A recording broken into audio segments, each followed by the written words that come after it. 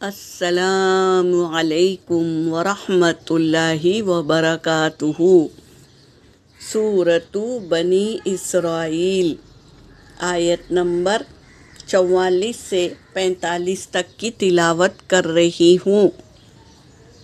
اعوذ باللہ من الشیطان الرجیم، بسم اللہ الرحمن الرحیم۔ تسبح لہ السماوات سبع والارض، تسبح لہ السماوات السبع والارض ومن فیہن۔ وقف کی حالات میں نون پر تشدید ہے تو ہم اسے ایک ہی بار پڑھیں گے، ہن پڑھیں گے، ہننا نہیں۔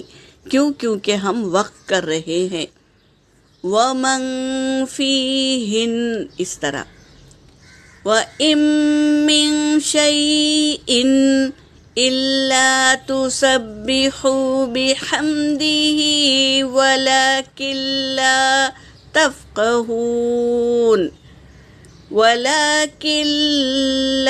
تَفْقَهُونَ تَسْبِيحَهُمْ إِنَّهُ كَانَ حَلِيمًا غَفُورًا، إِنَّهُ كَانَ حَلِيمًا غَفُورًا۔ دیکھو میری بہنوں، بھول سے میں نے اخفا کر دیا۔ تنوین کے بعد غین ہے تو اظہار ہوگا نا، تو اظہار کریں گے۔ إِنَّهُ كَانَ حَلِيمًا غَفُورًا۔ وَإِذَا قَرَأْتَ الْقُرْآنَ جَعَلْنَا بَيْنَكَ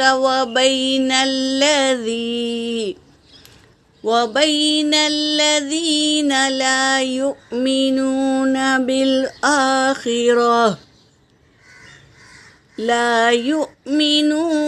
بِالْآخِرَةِ حِجَابًا مَّسْتُورًا۔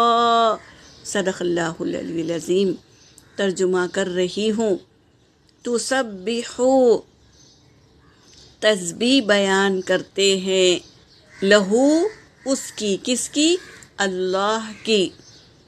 لہ السماوات سبع والارض، ساتوں آسمان اور زمین اللہ کی تسبیح بیان کرتے ہیں۔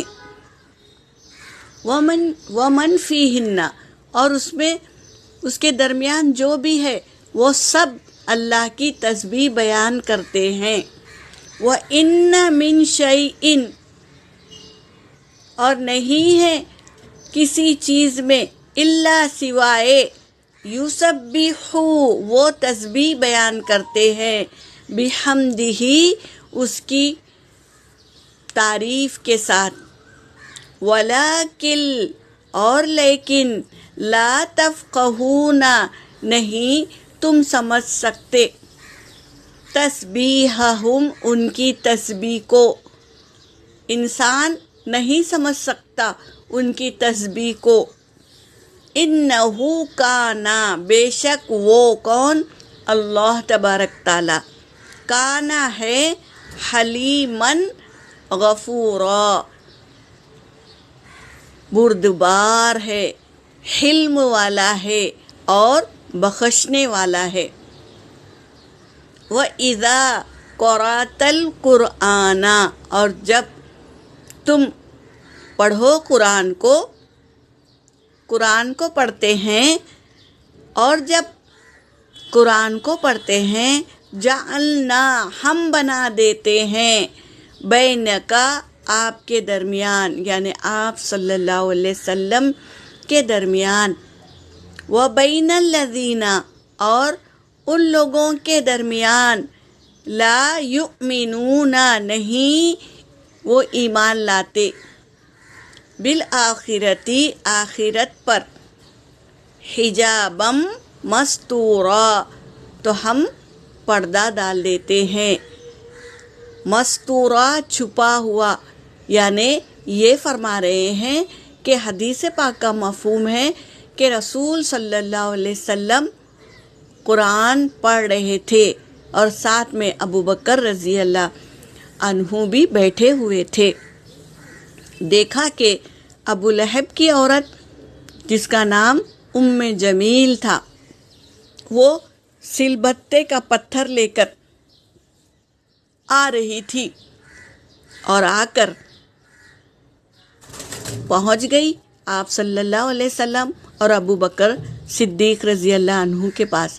کہا کہ تمہارا وہ دوست میری ہجر کرتا ہے۔ ہجر یعنی لوگوں نے کہا کہ ام جمیل کو لوگوں نے کہا کہ یہ قرآن کیا ہے، ہجر کرتے ہیں، یعنی کسی کی برائی کرتے ہیں، یہ کہہ دیا، یعنی آپ صلی اللہ علیہ وسلم ان کی یعنی ام جمیل کی برائی کرتے ہیں۔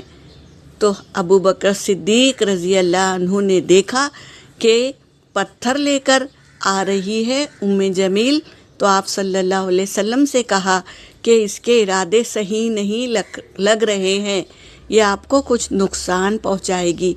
آپ صلی اللہ علیہ وسلم نے کہا نہیں، وہ کوئی مجھے نقصان نہیں پہنچائے گی، کیونکہ آپ صلی اللہ علیہ وسلم قرآن پڑھ رہے تھے۔ تو اللہ تبارک تعالیٰ فرماتے ہیں نا کہ وَجَعَلْنَا بَيْنَكَ وَبَيْنَ الَّذِينَ، ہم نے بنا دیا آپ کے درمیان، وَبَيْنَ الَّذِينَ، اور ان لوگوں کے درمیان، لا یؤمنون، جو ایمان نہیں لائے۔ ام جمیل کون تھی؟ ایمان نہیں لائی تھی۔ تو جو ایمان نہیں لاتے، بالآخرتی یعنی آخرت پر ایمان نہیں لاتے، حجاباً مستورا، ہم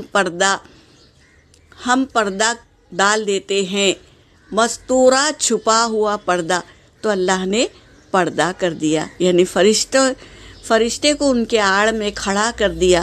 اب ام جمیل کو آپ صلی اللہ علیہ وسلم نظر نہیں آئے، بلکہ ابو بکر نظر آئے۔ ان سے کہا کہ آپ کا دوست میری ہجر کرتا ہے۔ تو ابو بکر رضی اللہ عنہ نے کہا کہ وہ نہیں، قسم ہے اللہ کے جو یہ اس گھر کا مالک ہے، آپ صلی اللہ علیہ وسلم تمہاری ہجر نہیں کرتے۔